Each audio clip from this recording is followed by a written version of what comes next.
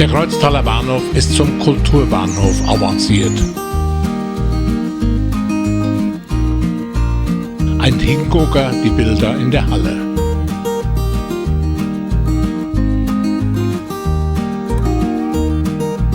Vor Corona gab's auch noch Kaffee und einen Snack.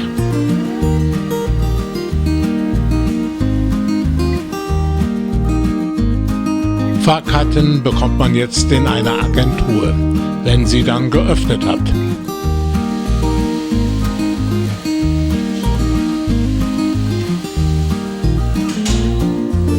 Draußen fährt die Ruhr-Sieg-Bahn nach Hagen ab.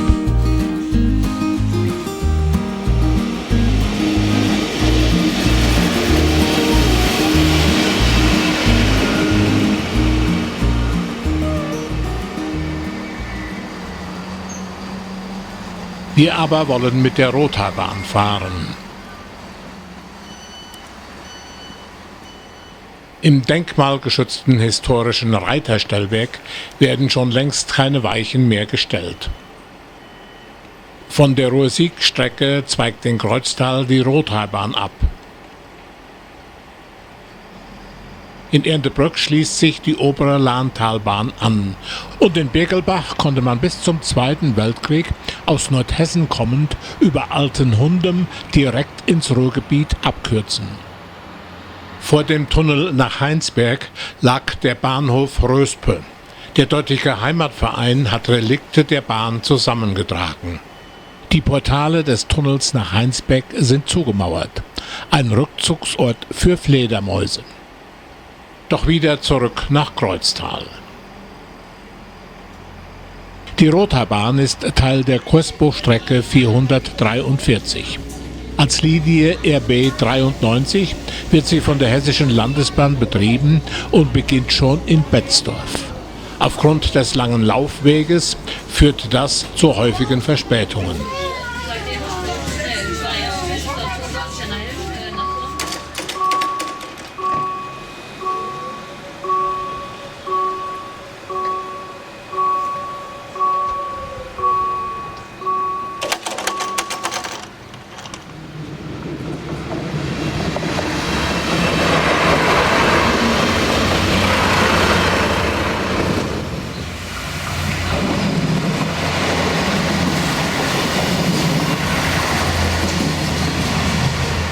Auf dem Roten Platz in Kreuztal ist Wochenmarkt.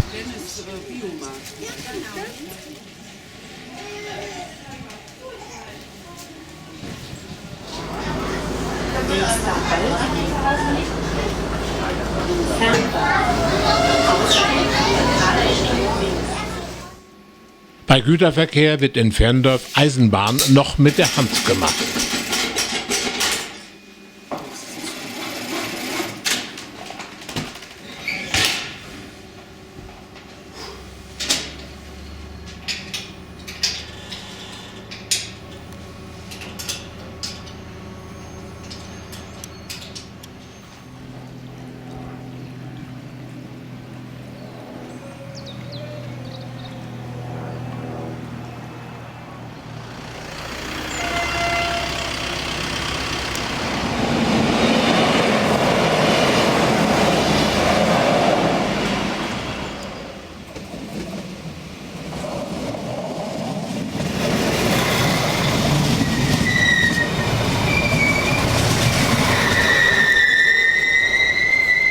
Ferndorf zählt mit seiner fast 1000-jährigen Geschichte zu den ältesten Orten im Siegerland. Die Laurentiuskirche war viele Jahrhunderte Mittelpunkt des Kirchspiels Ferndorf. Doch wieder zurück in den Zug nach Bad Berleburg.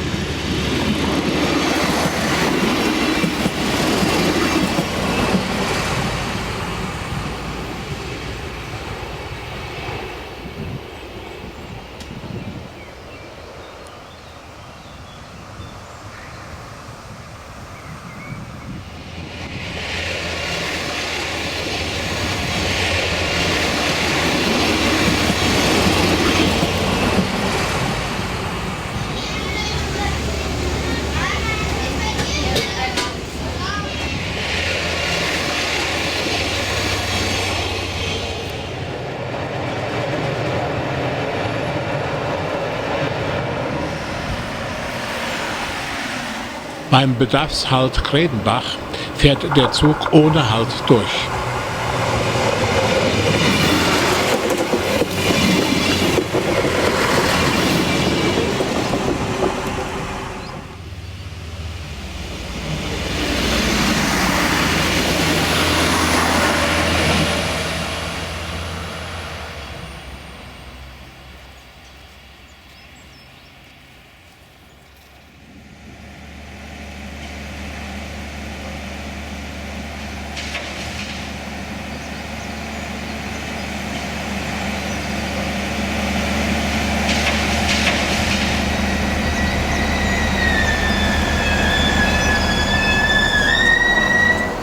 Der Bahnhof Dahlbruch hat auch schon bessere Zeiten erlebt. Ein Schrotthändler ist ansässig geworden und nutzt eifrig die Bahn.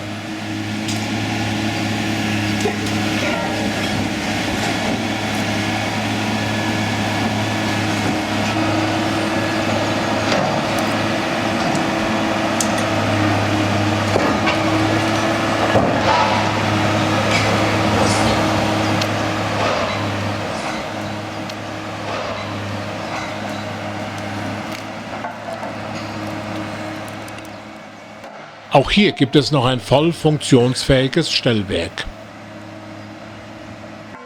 Imposant die Galerie der Spannwerke.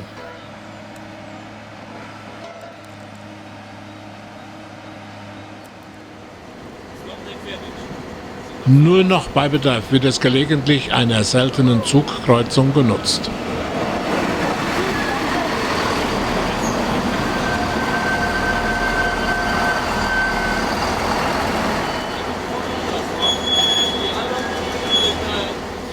Es kommt dann immer ein Mann mit Weinweste zur Bedienung.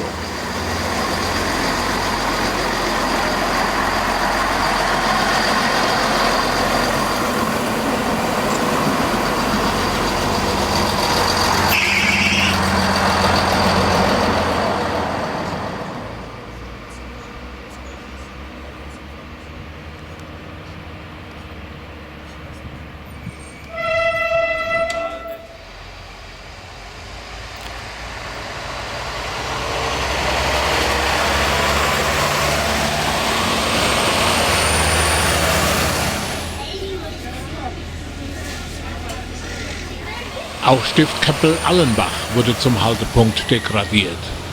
Zu meiner Schulzeit stiegen hier Dutzende junger Mädels aus, um am damaligen Mädchengymnasium zu lernen.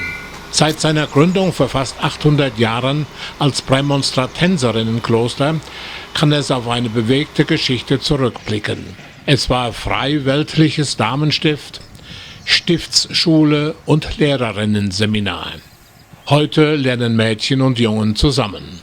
Vorbei sind die Zeiten, als eine Delegation von Schul- und Klassensprecher in Schlips und Kragen, frisch gekämmt und auch mal ohne US-Parker ins Stift pilgern mussten, um für den bevorstehenden jährlichen Schulball die Frau Oberin um gnädigen Ausgleich des eklatanten Damenmangels an unserer Schule zu bitten. Die Feuerzangenbowle lässt grüßen. Die Stiftskirche in ihrer Ausgestaltung aus dem 18. Jahrhundert und der Konventssaal im Saalbau nebenan gehören zu den bedeutendsten barocken Baudenkmälern im Kreis Siegen-Wittgenstein. Unsere Fahrt geht weiter.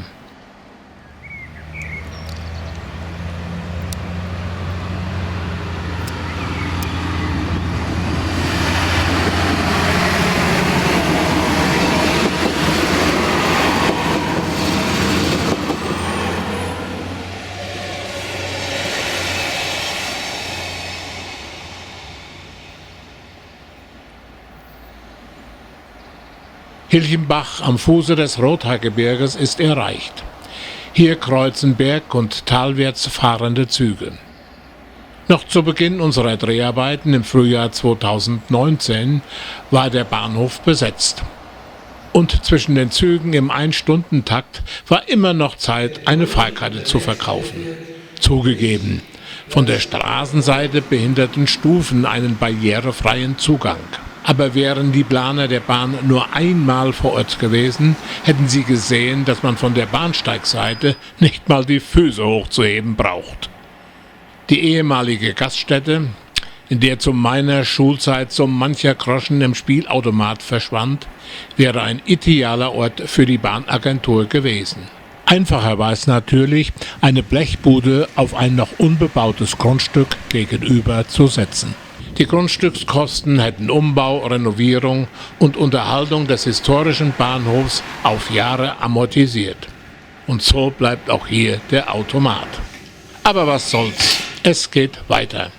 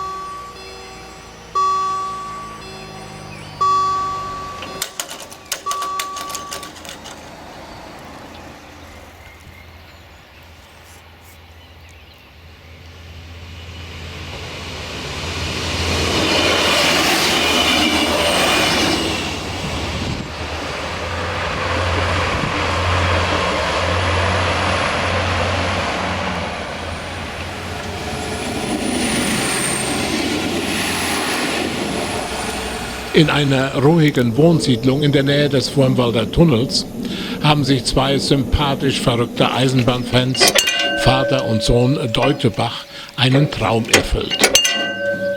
So, wenn es mal fertig ist, geht das über Seilzug. Und dann, wie früher geht das runter.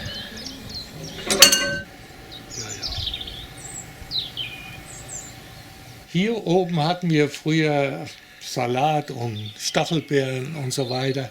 Ja, und da haben wir gesagt, ja, da könnt ihr euch da oben so ein bisschen was zurecht machen, hauptsächlich aber uns Junge. Der fing da mit einer weichen Laterne an. Jetzt haben wir soweit alle Signale von der Rothaarbahn, was hier abgebaut worden ist in Hilchenbach, Erndtebrück und so weiter. Das haben wir alles hier eingesammelt. Und da werden wir in der alten Technik mit Seilzug wieder in Gang bringen. Alles, was Sie hier sehen, ist hier von der Rothaarbahn, ob aus dem Bahnhof Hilchenbach, Weichenlaternen oder hier, das ist das Einfahrtssignal von der Bahnhof Südseite, also von Kreuztal aus gesehen. Die Lok ist von der Firma Bender in Ferndorf. Wir wollten damals eine kleine Köpf vom Eisenbahnmuseum haben, aber die kamen nicht in die Pötte und dann kam die Insolvenz von der Firma Bender. Und da haben wir uns die hohe Lok geholt. Ja, am 30. April 2016 kam dann die Lok hier von der Firma Bender mit einem Schwertransport hier hoch. Mit 2 Autokranen und da war ruckzuck war das in 5 Stunden an einem Samstagvormittag ging das über die Bühne und jeder hatte Spaß gehabt, jeder war mit Freude dabei. So ein Auftrag hat die Firma Kübler und Setzer als für den LKW-Transport verantwortlich, hat sie auch nicht jeden Tag und die Firma Ley, die stellte die beiden Autokrane zur Verfügung. Die Firma Ley ist aus Gummersbach. Natürlich auch nicht ganz umsonst, aber das war dann hinterher auch so eine Win-Win-Situation. Wir hatten die Lok hier, Firma Ley und die Firma Spedition Kübler, die konnten dann auch das auch als Werbung für ihr Unternehmen dann nehmen. Herr Deutenbacher, wie lange seid ihr jetzt schon hier dran? Wir sind etwa, was haben wir jetzt im April, 3 Jahre. Oh, da habt ihr schon viel geschafft. Jawohl. Das sind Fernsprecher, die wir hier alle stehen haben. Die sind von der Strecke zwischen Hilchenbach und Erndtebrück, funktionieren ja immer noch. Da wurde dann, wenn unterwegs ein Stopp war, konnte man sich mit dem nächsten Bahnhof sich verständigen. Und hier konnte man dann genau sehen, wo man sich auf der Strecke befand. Und hier oben steht zum Beispiel Hilchenbach, Erntebrück. Da weiß man dann, und hier ist die Kilometrierung von den einzelnen Fernsprechern, die auf dieser Strecke aufgebaut worden sind. Dann machen wir auf der rechten Seite uns noch ein kleines Stellwerk hin, und dass wir dann aus dem Stellwerk her mit der alten Technik, mit Seilzug, Schranken, Signale und so weiter, alles bedienen können. Dann kommt ganz zum Schluss, wenn dann auch noch genügend Finanzen da sind, dann wird noch der Prellbock schön hergerichtet und auch die Lok lackiert. Und die Lok kriegt dann eine Farbe, wie früher die Dieselloks hier auf der Strecke, Ozonblau und dieses Beige. Ozonblau, warum dann nicht altrot? Nein, altrot wollten wir nicht. Wir haben uns jetzt auf das Blaue geeinigt. Wir fanden das auch damals schon bei der Märklin-Eisenbahn, bei der H0, fanden wir diese Farbgebung etwas schöner. Gut. Das ist alles eine Geschmackssache. Und die ist von der 44er. Die ist von der 44er.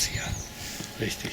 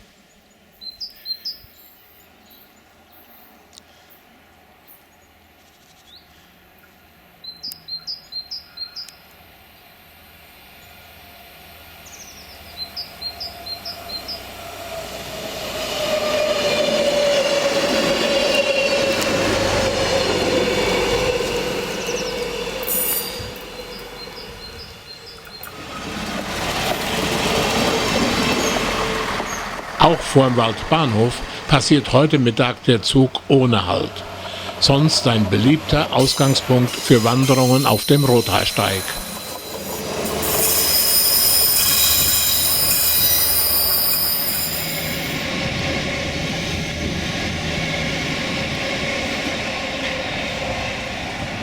Das zweite Gleis am Haltepunkt Lützel deutet darauf hin, dass hier einmal ein respektabler Bahnhof stand. Sogar eine Lorenbahn zu einem unterirdischen Munitionsdepot auf der anderen Talseite gab es hier bis in die 1930er Jahre. Die Eisenbahnfreunde im Heimatmuseum Erndtebrück haben ihn liebevoll nachgebaut.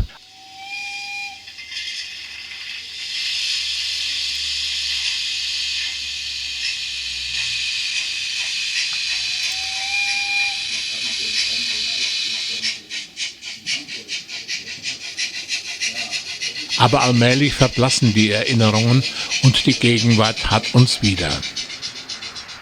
Wir fahren durch das Hochtal der Jungen Eder.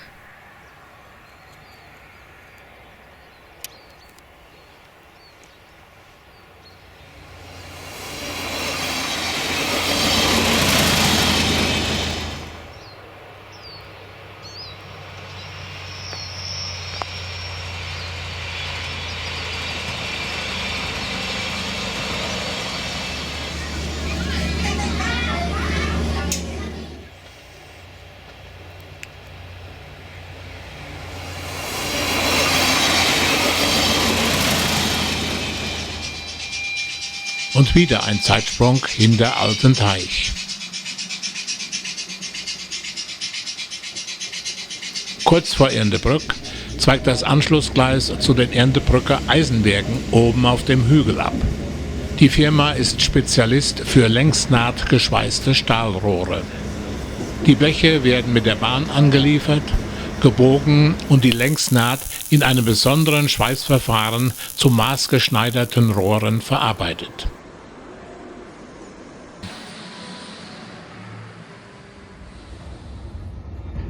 Mit der Bahn erfolgt auch der Abtransport der Rohre, aus denen Pipelines, spektakuläre Bauprojekte oder Windkraftanlagen entstehen. Der Stammsitz liegt unten an der Straße.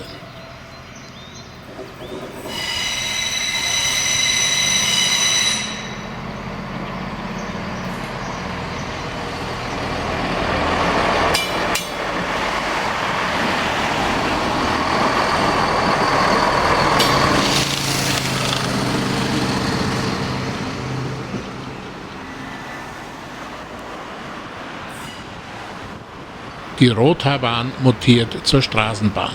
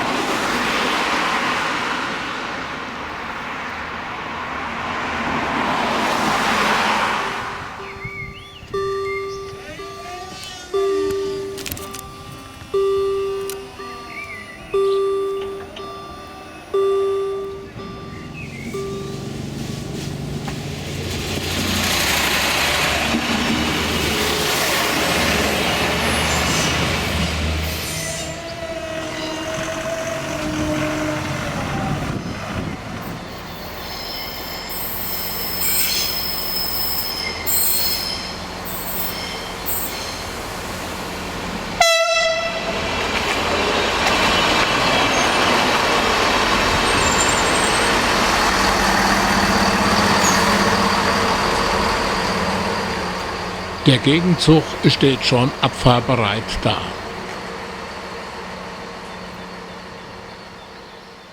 Doch wir steigen erst einmal aus.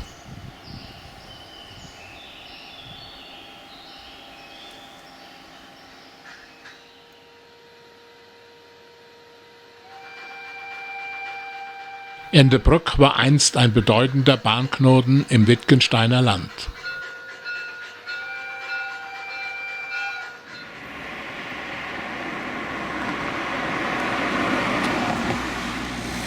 Der Bahnhof wird zurzeit umgebaut und renoviert. Im Heimatmuseum kann man bewundern, wie es dort einst aussah.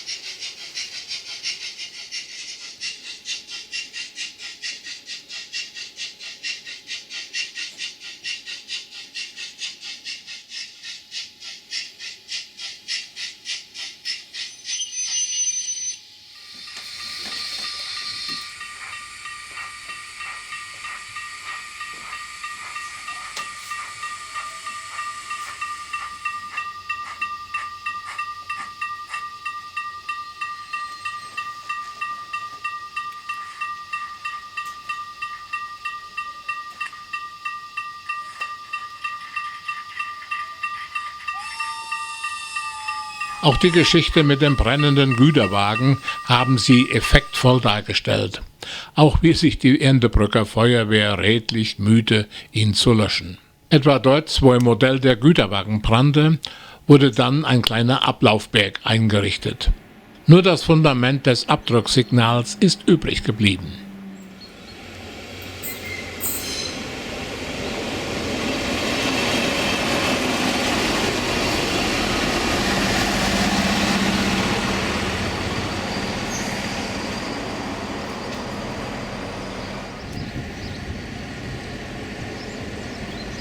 Wieder zurück am Bahnhof.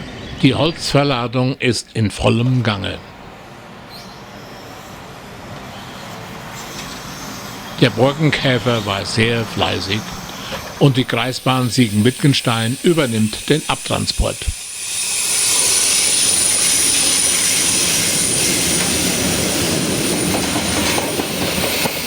Doch wir wollen weiter nach Bad Berleburg.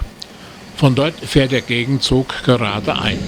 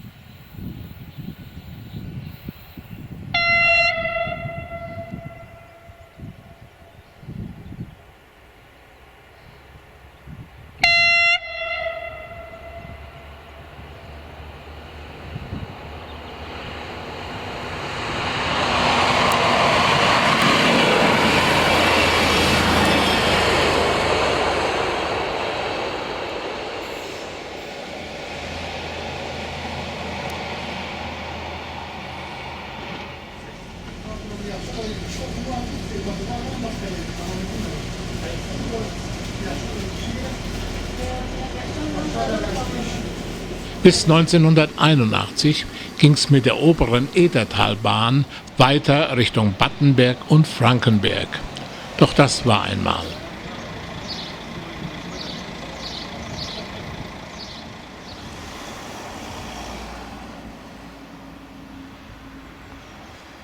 Wir gehen weiter hinauf zu dem Juwel der Stadt, dem Schloss Berleburg, der Residenz der fürstlichen Familie zu Sayn-Wittgenstein-Berleburg.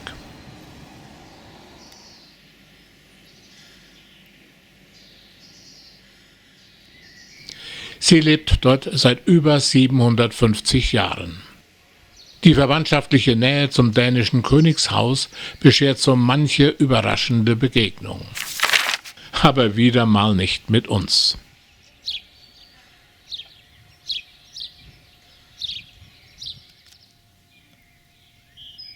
Wir besichtigen den Park an diesem herrlichen Frühlingstag.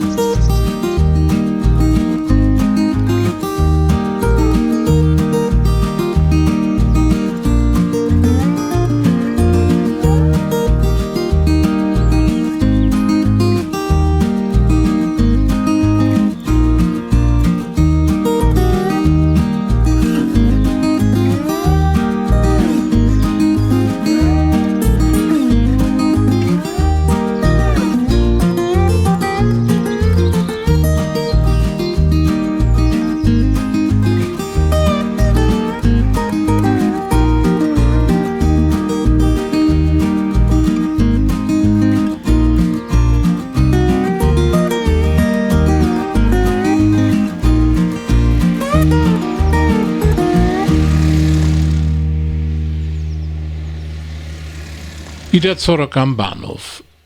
Im zweiten Teil des Filmes schauen wir dem Triebwagenführer über die Schulter und fahren zurück nach Kreuztal.